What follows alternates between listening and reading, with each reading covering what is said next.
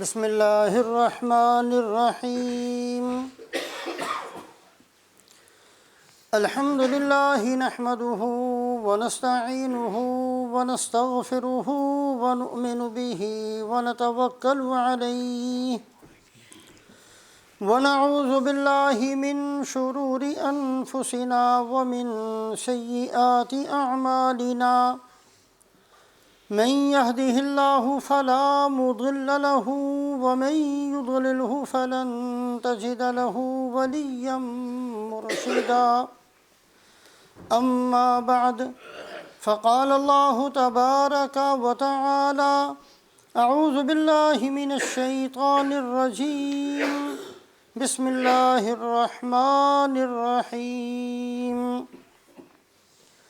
والله أخرجكم من بطون أمهاتكم لا تعلمون شيئا وجعل لكم السمع والأبصار والأفئدة لعلكم تشكرون وعن سهل بن سعد رضي الله تعالى عنه قال قال رسول الله صلى الله عليه وسلم إن العبد ليعمل عمل أهل النار وإنه من أهل الجنة ويعمل عمل أهل الجنة وإنه من أهل النار وإنما الأعمال بالخواتيم أو كما قال رسول الله صلى الله عليه وسلم۔ ایک معمولی اور ایک ادنا مسلمان ہونے کی حیثیت سے ہم سب اس بات کو جانتے ہیں کہ کوئی بھی انسان جب دنیا کے اندر آتا ہے تو کسی چیز کو بھی نہیں جانتا، مطلقاً ہر چیز سے بے خبر ہوتا ہے، یہاں تک کہ اپنے نام کو نہیں جانتا، اپنے والدین کے نام کو نہیں جانتا، اپنی قوم کو نہیں جانتا، کسی چیز کو بھی وہ اس وقت نہیں جانتا۔ واللہ اخرجکم من بطون امہاتکم لا تعلمون شیئا، اللہ فرماتے ہیں کہ جب ہم نے تمہیں پیدا کیا تم کچھ بھی نہیں جانتے تھے۔ وجعل لکم السمع والابصار والافئدہ، پھر جاننے کے لیے اللہ پاک نے تمہیں کان دیے، تمہیں آنکھیں دی، تمہیں دل اور دماغ دیا۔ بہت ساری چیزیں انسان سیکھتا ہے ان کو دیکھ کر، بہت سارا علم سیکھتا ہے سن کر، اور پھر بہت سارا علم سیکھتا ہے سوچ کر سمجھ کر۔ تو ان تین چیزوں کو اللہ پاک نے اسباب علم قرار دیا ہے، سیکھنے کا سبب۔ ہر انسان کے سیکھنے کا سبب اس کے کان ہیں، اس کی آنکھیں ہیں، اس کا دل اور دماغ ہے۔ ان تینوں چیزوں سے انسان سیکھتا ہے، علم حاصل کرتا ہے۔ اگر ہم غور کریں تو ہر انسان جس کو اللہ نے یہ اسباب علم دیے ہیں، یہ اسباب علم سب کو یکساں طور پر دیے۔ ہر انسان سنتا ہے، ہر انسان دیکھتا ہے، ہر انسان سوچتا سمجھتا ہے، لیکن ان ساری چیزوں کے باوجود ہر ایک کو ایک جیسا علم نہیں ملتا۔ ایک باپ کے 5 بچے ہیں اور وہ 5 بچوں کو بٹھا کر یکساں طور پر کوئی بات ان کو سمجھاتا ہے۔ 5 کے 5 اس کو سنتے ہیں، 5 کے 5 باپ کو دیکھتے ہیں، 5 کے 5 باپ کی بات کو سمجھتے ہیں، لیکن ایک بچہ ان باتوں کو سن کر فرمانبردار بنتا ہے، دوسرا بچہ نافرمان بن جاتا ہے۔ ایک بچہ بن جاتا ہے، دوسرا بگڑ جاتا ہے۔ ایک بچہ دین کی طرف آ جاتا ہے، دوسرا بے دینی کی طرف چلا جاتا ہے۔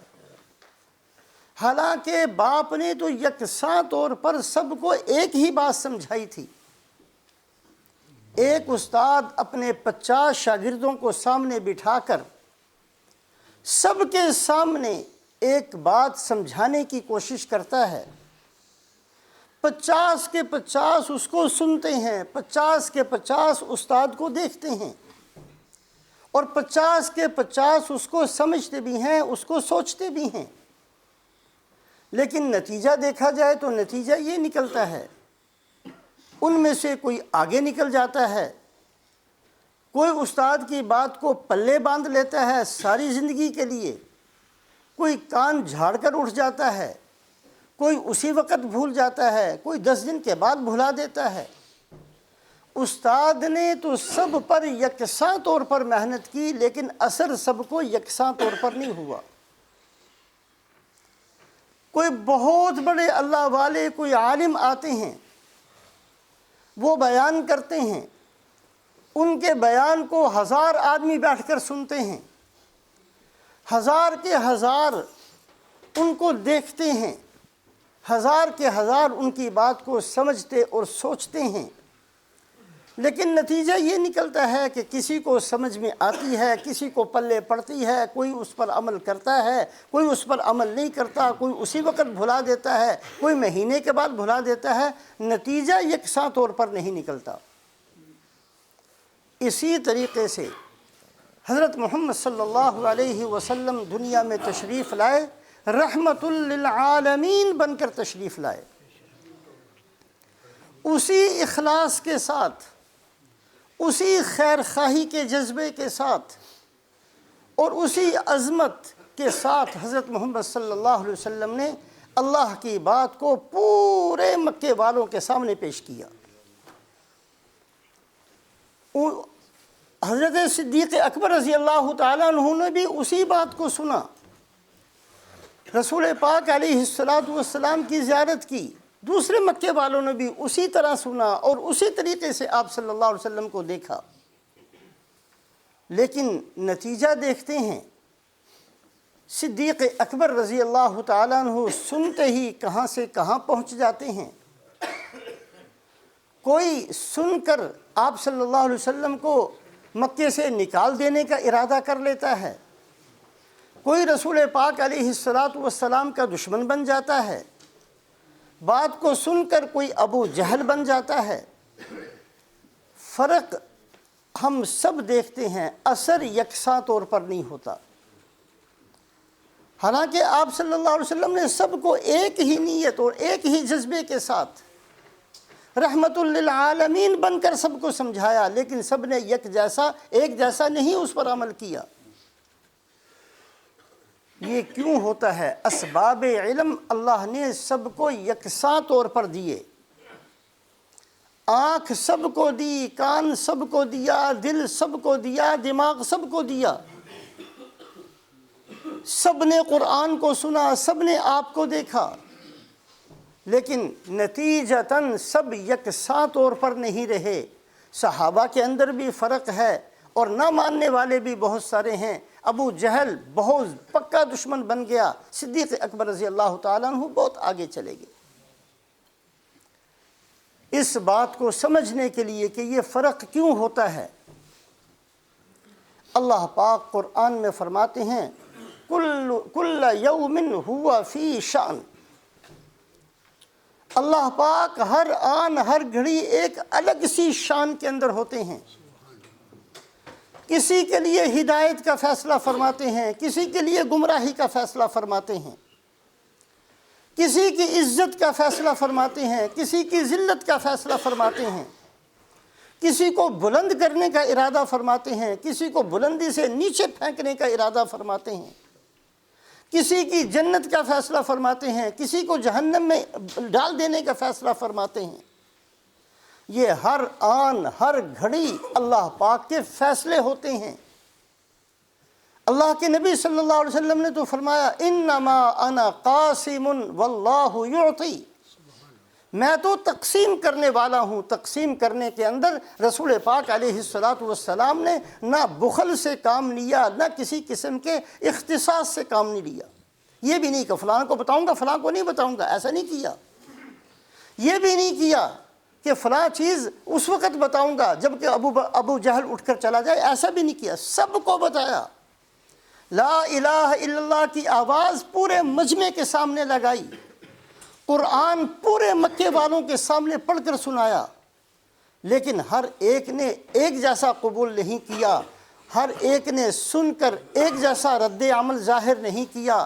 کوئی صدیق اکبر بنا اور کوئی ابو جہل بنا، اس لیے کہ یہ اللہ پاک فیصلہ اللہ کرتے ہیں۔ اللہ کے نبی صلی اللہ علیہ وسلم نے تو رحمت للعالمین ہونے کا ثبوت دیتے ہوئے سب کو ایک جیسے اخلاص کے ساتھ اور ایک جیسی نیت کے ساتھ حضرت محمد صلی اللہ علیہ وسلم نے کہ یہ سب کے سب جنت میں جانے والے بن جائیں، سب کے سامنے یکساں طور پر سنایا تھا۔ حضرت شیبہ ابن عثمان رضی اللہ تعالیٰ عنہ، یہ وہ صحابی ہیں جن کے خاندان کو اللہ کے نبی صلی اللہ علیہ وسلم نے بیت اللہ کی چابی دی تھی، اور یہ فرما کر دی تھی کہ قیامت تک تمہارے خاندان کو میں دیتا ہوں۔ بہت بڑی عزت کی بات۔ یہ خود فرماتے ہیں کہ میں وہ آدمی ہوں کہ میں نے رسول پاک علیہ السلام کی ہر بات کو سنا۔ میں نے کہا میں نے نہیں ماننا۔ مکہ فتح ہو گیا۔ مکہ کب فتح ہوا؟ سن 8 ہجری کے اندر۔ رسول پاک علیہ السلام نے مکہ مکرمہ کے اندر 11 سال محنت فرمائی، انہوں نے قبول نہیں کیا۔ رسول پاک علیہ السلام ہجرت فرما کر مدینہ چلے گئے، اور یہ مقابلہ کرتے رہے، بدر میں بھی گئے، احد میں بھی گئے، آپ صلی اللہ علیہ وسلم کے دشمنوں کے اندر ان کا شمار۔ اور فرمایا کہ مکہ فتح ہونے کے بعد بڑے بڑے مسلمان ہو گئے، بڑے بڑے وہ سردار جنہوں نے قسمیں کھائی تھی وہ بھی اسلام کے اندر داخل ہو گئے، لیکن میں وہ آدمی تھا کہ میں نے یہ ارادہ کیا کہ اگر پوری زمین کے بسنے والے بھی مسلمان ہو جائیں تو میں نے نہیں ہونا۔ حنین کے اندر یہ فرماتے ہیں کہ میں تلوار لے کر اس نیت سے ساتھ گیا کہ میں موقع تلاش کروں گا، جہاں کہیں آپ صلی اللہ علیہ وسلم مجھے علیحدگی میں مل گئے، میں نے چھوڑنا نہیں ہے۔ حنین کے اندر موقع مل گیا اور میں نے تلوار نیام سے نکال کر حملہ کرنے کا ارادہ بھی کر لیا۔ جب میں نے تلوار نیام سے نکالی ہے، میرے آگے ایک آگ کی وادی آ گئی۔ کہاں سے وہ آگ آئی مجھے نہیں پتا، ایسے تھا جیسے آگ بھڑکی ہوئی ہے۔ میں نے تلوار واپس رکھ لی۔ رسول پاک علیہ السلام نے دیکھا، مجھے قریب بلایا، اور آپ صلی اللہ علیہ وسلم نے اپنا دست مبارک میرے سینے پر رکھ دیا۔ بس یہ ہاتھ کا رکھنا تھا، میری حالت ایسے ہو گئی گویا کہ مجھے اللہ کا عرش نظر آنے لگا۔ رسول پاک علیہ السلام پر ایمان نہ لانے کی قسم کھانے والا بندہ، یہ ارادہ اور عزم کرنے والا انسان کہ ساری دنیا مسلمان ہو جائے میں نے مسلمان نہیں ہونا، ایک لمحے کے اندر فرماتے ہیں کہ میری حالت ایسی ہو گئی کہ رسول پاک علیہ السلام سے زیادہ محبوب میرے نگاہ میں کوئی نہیں تھا۔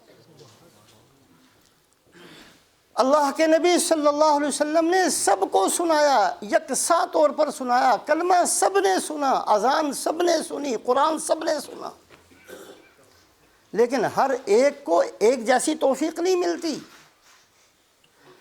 دین ہر ایک کے دل میں ہر وقت نہیں اترتا۔ سنتے سب ہیں، سنتے سب ہیں، دیکھتے سب ہیں، سوچتے سب ہیں، دماغ سب کے پاس ہوتا ہے، لیکن یہ قبولیت کے لمحات ہر وقت ہر بندے کو نہیں ملا کرتے۔ اس کے لیے خاص وقت ہوتے ہیں، اللہ رب العزت کی طرف سے مہربانی ہوتی ہے، اللہ کی طرف سے عطا کا ارادہ ہوتا ہے۔ اللہ جب فضل فرماتے ہیں اس وقت اللہ پاک کسی بندے کے لیے دروازہ کھول دیا کرتے ہیں۔ حضرت ہندہ رضی اللہ تعالیٰ عنہ، عورتوں کی تاریخ اٹھا کر دیکھی جائے اتنی سنگ دل عورت پوری دنیا کے اندر کہیں نہیں ملے گی۔ عورتیں نرم دل کی ہوتی ہیں، لیکن حضرت ہندہ اتنے سخت دل کی ہیں کہ ہر مقابلے کے اندر مشرکین مکہ کو تیار کیا کرتی تھی کہ دیکھو دیکھو بزدلی نہ دکھانا۔ احد کے اندر جب مکے والے گئے ہیں، روایات کے اندر آتا ہے کہ ہندا 14 عورتوں کو ساتھ لے کر گئی ہے، اور ان کا کام صرف یہ تھا کہ یہ اشعار پڑھ پڑھ کر صرف مشرکین مکہ کے حوصلوں کو بلند کرتی تھی۔ نحنو بنات طارقی نمشی علی النمارقی والمسک فی مفارقی ان تقبلوا نعانقی، بڑے عجیب قسم کے اشعار ہیں، اور حوصلے بڑھاتی تھی مردوں کو آگے کرنے کے لیے۔ حضرت ہندہ، حضرت حمزہ رضی اللہ تعالیٰ عنہ شہید ہو گئے تو انہوں نے اس میت کے کلیجے کو کاٹا ہے اور اندر سے دل نکال کر چبایا ہے۔ ایسی سنگ دل عورت نہیں ملتی۔ قرآن بھی سنتی رہی، سب کچھ، لیکن دل کے اندر نہیں اترا۔ اور جب اللہ پاک نے ہدایت دینے کا ارادہ کیا ہے تو فرماتی ہیں کہ مکہ جب فتح ہوا، میرے دماغ کے اندر یہ چیز تھی کہ آج مسلمان ہم سے بدلہ لیں گے، ہر گھر کا دروازہ توڑ دیں گے، عورتوں کو باہر نکال کر کھینچ کر بے دردی سے ان کو قتل کیا جائے گا۔ آج مسلمانوں کو ہم نے جتنا ستایا ہے، ایک ایک ظلم کا بدلہ یہ ہم سے لیں گے۔ آج ہمارے اوپر حکمران بن گئے ہیں، مکے کے مالک بن گئے ہیں، آج یہ کریں گے۔ لیکن جب میں آئی ہوں باہر نکل کر، میں نے دیکھا کسی صحابی کو سجدے کی حالت میں، کسی کو رکوع کی حالت میں، کسی کو اللہ کے سامنے روتے ہوئے، کسی کو قرآن پڑھتے ہوئے، کسی کو طواف کرتے ہوئے، تو میں سمجھ گئی یہ عام فاتحین نہیں ہیں، یہ محمد الرسول اللہ صلی اللہ علیہ وسلم کے ساتھی ہیں۔ جس ہندا کو آج تک اس کے دل کو کوئی چیز نرم نہ کر سکی، کلمہ اس کے سامنے پڑھا گیا، اس کو کوئی اثر نہیں ہوا، اذانیں اس کے کانوں سے گزر گئیں، قرآن اس کے دل سے گزر گیا، کوئی چیز اس پر اثر نہیں کرتی تھی، آج اس بات نے اس پر اثر کیا، اور اسی وقت رسول پاک علیہ السلام کی خدمت میں پہنچ کر کلمے کو قبول کیا۔ کل یوم ہوا فی شان، اللہ پاک ہر وقت ایک الگ سے شان میں ہوتے ہیں، بندوں کی ہدایت کا فیصلہ فرماتے ہیں۔ اس وقت جو بندہ محروم ہو جاتا ہے اس کے لیے محرومیت لکھ دی جاتی ہے۔ ایک حدیث قدسی کے اندر فرمایا، ان فی ایامی ربکم، تمہارے رب کے تمہارے ساتھ بعض دفعہ ایک ایسے خاص قسم کے تعلقات کی ہوائیں چلتی ہیں، اس کو ضائع نہ کیا کرو، اس وقت ان سے فائدہ اٹھایا کرو۔ اللہ کی طرف سے قبولیت کا فیصلہ ہوتا ہے، اللہ کی طرف سے عزت کا فیصلہ ہوتا ہے، اللہ کی طرف سے مغفرت کا فیصلہ ہوتا ہے۔ اللہ پاک شان کے اندر ہوتے ہیں کہ آج اس بندے کے سارے گناہ میں دھو دینا چاہتا ہوں، آج اس کو میں نوازنا چاہتا ہوں، آج اس کو میں دینا چاہتا ہوں۔ یہ لمحات ہر انسان کی زندگی میں بہت دفعہ آتے ہیں۔ ہم کہیں گے جی ہمیں تو پتہ نہیں چلتا کب آتے ہیں، ہر بندے کو پتہ چلتا ہے۔ اگر ہم سوچنے والے بنے تو ہر بندے کو پتہ چلتا ہے۔ کیسے پتہ چلے گا؟ دل نرم ہوتا ہے، ہر آدمی کا دل کبھی کبھی نرم ہوتا ہے۔ بڑے بڑے گناہوں کے عادی مجرم لوگ جو بڑے گناہوں کے عادی ہوتے ہیں، رات دن گناہوں میں زندگی گزار دینے والے، چند لمحات ایسے آتے ہیں کہ ان کے دل کے اندر یہ خیال پیدا ہوتا ہے کہ ہمیں یہ نہیں کرنا چاہیے۔ آتا ہے وقت، یہ اس وقت اگر کوئی بندہ اس کو ایک ایسے ہی خیال سمجھ کر اڑا دے اور اس کی قدر نہ کرے، پھر یہ لمحات آنے بند ہو جاتے ہیں۔ اللہ پاک یہ لمحات بھیجتے ہیں ہر انسان کو، بعض دفعہ بہت بڑا گناہ کرتے ہوئے بھی اس کا دل کانپتا ہے کہ مجھے یہ نہیں کرنا چاہیے، مجھے ایسا نہیں کرنا چاہیے۔ کبھی اس کی قبر اس کے سامنے آ جاتی ہے، کبھی اللہ کے سامنے کھڑے ہونے کا منظر اس کے سامنے آ جاتا ہے۔ یہ اللہ پاک کی طرف سے جو ایک شان ہوتی ہے، اللہ دینا چاہتے ہیں، یہ اس دینے کے لمحات ہوتے ہیں، یہ ہر بندے کی زندگی میں آتے ہیں۔ ان لمحات کی قدر کرنی چاہیے۔ رسول پاک علیہ السلام کی خدمت میں نوجوان آتا ہے، اس کا سوال دیکھیں اور اللہ کی عطا دیکھیں۔ نوجوان ہے، سوال کیا کیا؟ یا رسول اللہ صلی اللہ علیہ وسلم، میں جوان آدمی ہوں، مجھے آپ زنا کی اجازت دیں۔ کتنا کتنا سخت قسم کا سوال، اور کس کے سامنے؟ اللہ کے نبی صلی اللہ علیہ وسلم کے سامنے۔ یہ بات تو کوئی بندہ کسی اپنے ساتھی کے سامنے بھی نہیں کہہ سکتا، اپنے دوست کے سامنے کہنے کی بھی جرت نہیں کرتا۔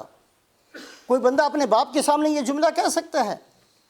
اتنے بڑے نبی کے سامنے، جبکہ صحابہ جانثار موجود ہیں، بہت بڑی جرت تھی۔ صحابہ نے تلواریں نکالی ہیں کہ اس کی گردن ابھی اڑا دیتے ہیں، اس کو مقام کا نہیں پتہ۔ کس جگہ پر کھڑے ہو کر اس نے یہ بات کہہ دی؟ اتنی پاکیزہ ہستی، اللہ کے نبی حضرت محمد صلی اللہ علیہ وسلم کے سامنے اتنی گندی بات، اور کتنی ہمت کا کام کی، کتنی جرت کی اس نے، کتنا عجیب آدمی ہے۔ صحابہ کے غصے میں چہرے سرخ ہو گئے، اتنی سخت بات۔ رسول پاک علیہ السلام نے قریب بلایا اور بلا کر فرمایا کہ تو یہ چاہتا ہے کہ کوئی آدمی تیری بہن کے بارے میں یہ بات پوچھے؟ تیری خالہ، تیری پھوپھی، تیری ماں، ان کے سامنے ان کے لیے کوئی یہ جملہ کہے؟ جی یا رسول، یہ تو نہیں چاہتا۔ اللہ کے بندے دوسرے بھی نہیں چاہتے کہ ان کی عورتوں کی عزتوں کو لوٹا جائے۔ اور آپ صلی اللہ علیہ وسلم نے، یہ وقت تھا قبولیت کا وقت، حالانکہ کام اس کا سوال اس کا بہت گندا تھا، بہت بڑا جرم تھا، لیکن یہ قبولیت، اللہ کی طرف سے قبولیت کا وقت تھا۔ اللہ کے نبی صلی اللہ علیہ وسلم نے قریب بلا کر دست مبارک اس کے سینے پر رکھ دیا۔ اے اللہ، اس بندے کے دل کو برائی سے پاک کر دے۔ اسی وقت پاک ہو گیا دل۔ یہ لمحات ہر بندے کو اللہ دیتے ہیں، ہم لوگوں کو ان لمحات کی قدر کرنی نہیں آتی، جس کی وجہ سے ہم محروم رہ جاتے ہیں۔ ایک نہیں، 20 واقعات ایسے تاریخ کے اندر ملتے ہیں۔ حضرت فضیل ابن عیاض ڈاکو ہی تو تھے، ڈاکہ ڈالنے کے لیے، چوری کرنے کے لیے دیوار پھاند کر اندر گئے ہیں، اور جس بندے کے گھر کے اندر چوری کرنے گئے ہیں وہ کوئی اللہ کا نیک بندہ ہے، نیت باندھی ہوئی ہے، اور قرآن پڑھ رہے ہیں۔ أَلَمْ يَأْنِ لِلَّذِينَ آمَنُوا أَن تَخْشَعَ قُلُوبُهُمْ لِذِكْرِ اللَّهِ۔ ابھی تک وقت نہیں آیا کہ لوگوں کے دل کانپ جائیں؟ کہا جی آ گیا، میرے لیے وقت آ گیا، اسی وقت توبہ کی ہے۔ یہ قبولیت کے لمحات ہوتے ہیں، اللہ پاک ہر بندے کو نصیب فرماتے ہیں۔ اللہ کے نبی حضرت محمد صلی اللہ علیہ وسلم نے سب کو یکساں طور پر قرآن سنایا، سب کو یکساں طور پر دین کی دعوت دی، سب کو یکساں طور پر اللہ کی عظمت کو بیان کیا، لیکن سب نے یکساں طور پر قبول نہیں کیا۔ دین سب کے سامنے پہنچتا ہے، کان سب کے پاس ہیں، آنکھیں سب کے پاس ہیں، دل دماغ سب کے پاس ہیں، لیکن اثر ہر ایک کو ایک جیسا نہیں ہوتا۔ اثر ہوتا ہے جب اللہ کی طرف سے قبولیت ملتی ہے۔ جس بندے کو جس وقت قبولیت کا لمحہ آ جائے، اس کو ضائع نہیں کرنا چاہیے۔ اب یہ ہے کہ یہ لمحات ملتے کن بندوں کو ہیں؟ بہت لمبی فہرست ہے، کون کون سے کام کرنے چاہیے کہ اللہ پاک کی طرف سے اللہ کی قبولیت اور رحمت متوجہ ہو۔ بہت سارے کام ہیں، 2 کام خاص طور سے سامنے رکھے جائیں۔ ایک تو اللہ پاک ادب کرنے والوں کو محروم نہیں فرمایا کرتے۔ ادب کرنا سیکھیں، ادب کرنا۔ آج جس زمانے، جس دور کے اندر ہم گزر رہے ہیں، اس میں ادب نام کی کوئی چیز ہمارے اندر دن بہ دن نہیں رہ رہی، ختم ہوتی چلی جا رہی ہے۔ ماں باپ کا ادب کرنا، بڑوں کا ادب کرنا، استاد کا ادب کرنا، علماء کا ادب کرنا، قرآن کے حافظ کا ادب کرنا، مسجد کا ادب کرنا، قرآن پاک کا ادب، یہ سارے ادب تھے جو سکھائے جاتے تھے۔ آج ان ادبوں میں بہت کمی ہے۔ جو آدمی والدین کا ادب کرتا ہے، اللہ پاک اس کے لیے رزق کے دروازے کھول دیتے ہیں۔ آج جو ہر بندہ روتا ہوا نظر آتا ہے، جی کیا کرے، مسئلے نہیں حل ہوتے، مسئلے ہی نہیں حل ہوتے۔ یہ اور کچھ نہیں ہے، یہ ہمارے اپنے کرتوت ہیں جو ہمیں نظر آتے ہیں، یہ وہ سزائیں ہیں ہمارے گناہوں کی جو ملتی ہیں۔ یہ ہماری وہ بے ڈھنگے پن ہیں جس کی سزا ہمیں ملتی ہے مختلف صورتوں کے اندر۔ یہ ہمارے گناہ مختلف صورتوں کے اندر ہمارے اوپر متوجہ ہوتے ہیں۔ ہمارے گناہ ہی ہیں جس نے ہمارے گھروں کو جہنم کا ایک نمونہ بنا دیا ہے۔ یہ ہمارے گناہ ہیں کہ ہماری اولادیں ہماری نافرمان ہو جاتی ہیں۔ یہ ہمارے گناہ ہیں کہ میاں بیوی کے اندر اتفاق پیدا نہیں ہوتا۔ یہ ہمارے گناہ ہیں کہ مال کے باوجود ہم لوگ پریشان رہتے ہیں۔ یہ ہمارے گناہ ہیں کہ ہماری زندگیاں اجیرن ہیں۔ یہ ہمارے گناہ ہیں کہ راتوں کو ہمیں نیند نہیں آتی ہے۔ یہ ہمارے سارے گناہ ہیں جو مختلف صورتوں کے اندر ہمارے سروں پر مسلط ہیں۔ ہم گناہوں کو چھوڑنے پر آمادہ نہیں۔ جو آدمی والدین کا ادب کرے گا اللہ پاک اس کے لیے رزق کے مسائل ختم کر دیں گے۔ رزق کا مسئلہ اس کو پیدا نہیں ہوگا۔ اللہ دروازے کھولتے ہیں، رزق آسمانوں سے آتا ہے، ہم اس کو دکانوں میں تلاش کرتے ہیں، ہم اس کو زمین کے اندر سے تلاش کرتے ہیں۔ وَفِي السَّمَاءِ رِزْقُكُمْ وَمَا تُوعَدُونَ، اللہ فرماتے ہیں تمہارا رزق میں نے آسمان کے اندر رکھا ہے۔ رزق آسمان سے آتا ہے، اوپر سے ملتا ہے۔ کس کو ملتا ہے؟ ان لوگوں کو اللہ دیتے ہیں۔ ماں باپ کا ادب کرنے والوں کو رزق کی تنگی نہیں ہوتی۔ علماء کا ادب کرنے والوں کو اللہ دین سے محروم نہیں کرتے۔ مسجد کا ادب کرنے والوں کو اللہ تقوی نصیب فرماتے ہیں۔ وَمَن يُعَظِّمْ شَعَائِرَ اللَّهِ فَإِنَّهَا مِن تَقْوَى الْقُلُوبِ، جو شعائر اسلام کا ادب کرے گا اللہ پاک اس کے دل کے اندر تقوی پیدا کریں گے۔ آج بے ادبی بہت عام ہے۔ بچپن کے اندر ہمیں بتایا جاتا تھا کہ قرآن سے اوپر نہیں بیٹھنا، آج قرآن نیچے پڑھا جاتا ہے، سارے کرسیوں پر بیٹھ کر چڑھ کر بیٹھے ہوتے ہیں۔ ادب ہے ہی نہیں۔ ایک تو معذور آدمی بیچارہ نیچے نہیں بیٹھ سکتا، وہ تو چلو معذور ہوا۔ ایک کوئی عذر نہیں ہے، خام خواہ نیچے قرآن ہے اور اوپر بیٹھے ہوئے ہیں، قرآن کی طرف پشت کر کے بیٹھے ہوئے ہیں۔ یہ قرآن کی بے ادبی ہے کہ قرآن دل سے نکل جاتا ہے۔ قرآن پڑھنے کی توفیق نہیں ملتی، پڑھ لیں تو عمل کرنے کی توفیق نہیں ملتی۔ قرآن حلق سے نیچے نہیں اترتا، کیوں کہ ہم نے بھی تو بے ادبی کی ہے۔ مسجدوں کی بے ادبی ہوتی ہے، تقویٰ دل سے نکل جاتا، اللہ کا ڈر نکل جائے گا۔ پھر 1000 کیمرے لگا لو، جرم پھر بھی ہوں گے۔ دکانوں کے اوپر کیمرے لگائے، سڑکوں کے اوپر کیمرے لگا لیے، بندوں کے اوپر بھی کیمرے لگا دو، کوئی پھر بھی لوگ جرم کریں گے۔ جرم ختم ہوئے تھے حضرت محمد صلی اللہ علیہ وسلم کی محنت کے ساتھ۔ اللہ کے نبی صلی اللہ علیہ وسلم نے محنت کی۔ خلفائے راشدین کے زمانے میں کسی زمانے کے اندر پولیس کا محکمہ نہیں تھا۔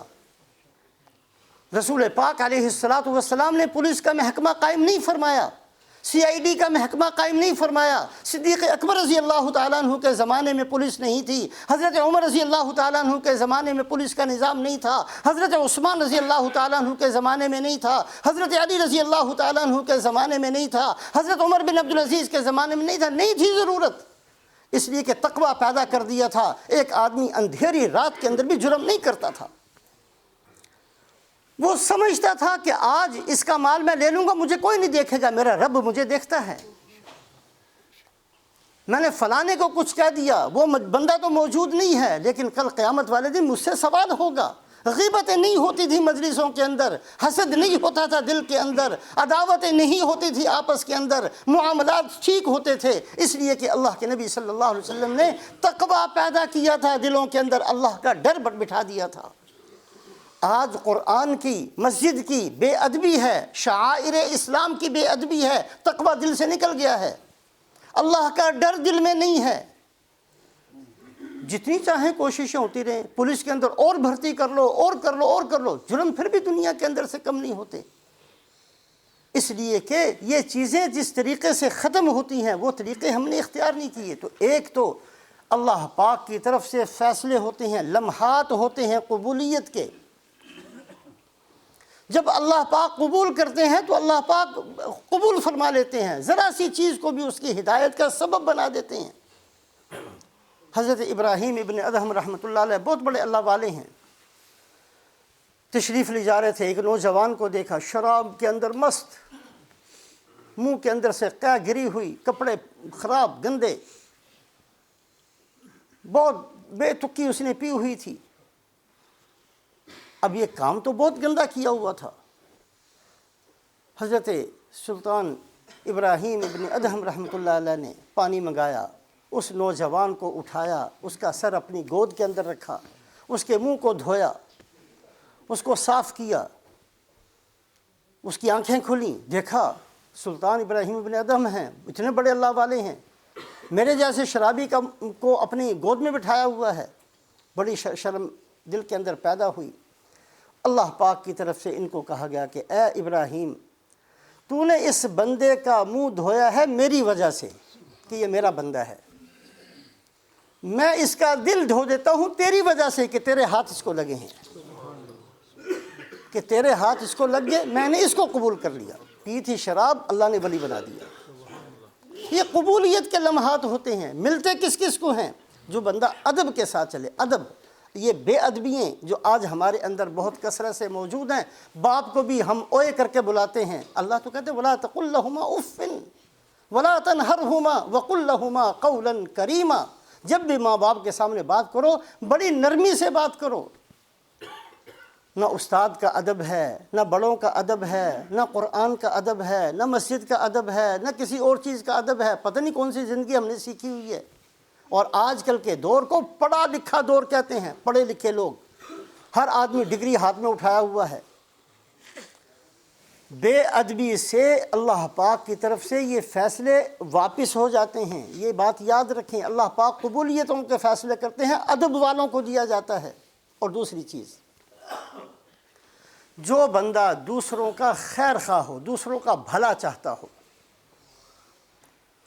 اللہ پاک اس کے لیے قبولیت کے بہت فیصلے فرماتے ہیں۔ یہ جو ہمارے دلوں کے اندر عداوتیں ہیں دوسروں کی، کسی کو ہم معاف کرنے کے لیے تیار نہیں۔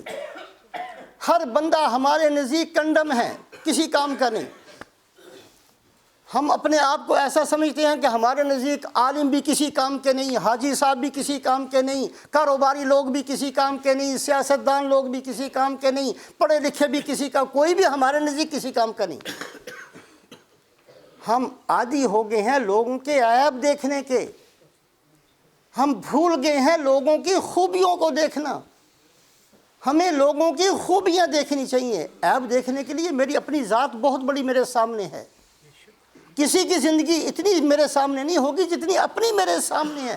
ہو سکتا ہے میں کسی کے 2 دن میں نے اس کو دیکھا ہو، کسی کو 10 دن دیکھا ہو، کسی کے چند لمحات میں نے دیکھے ہوں، میری اپنی ساری زندگی میرے سامنے ہے۔ اگر عیب ہی دیکھنے تو میں اپنے آپ کے دیکھوں۔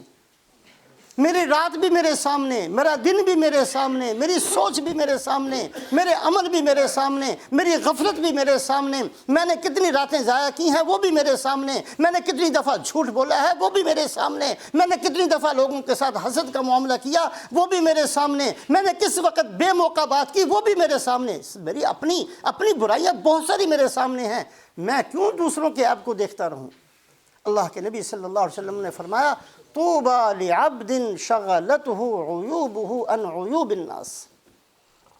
کتنی بہترین بات اللہ کے نبی صلی اللہ علیہ وسلم نے فرمائی۔ بڑا مبارک ہے، بڑا خوش قسمت ہے وہ آدمی، مبارک ہو اس آدمی کو، طوبیٰ لعبد، برکت والا ہے وہ آدمی، مبارک ہو اس آدمی کو جس کے اپنے عیب دوسروں کے عیب کی طرف دیکھنے ہی نہ دیں۔ اپنے اتنے نظر آئیں، دوسروں کا تو 1 نظر آئے گا، 2 نظر آئیں گے، 10 آ جائیں گے، اس سے زیادہ کہاں نظر آئیں گے؟ اپنے تو سارے میرے سامنے ہیں۔ اپنے عیب کے اندر بندہ اتنا لگ جائے کہ دوسروں کا کوئی عیب نظر نہ آئے۔ ایک اللہ والے،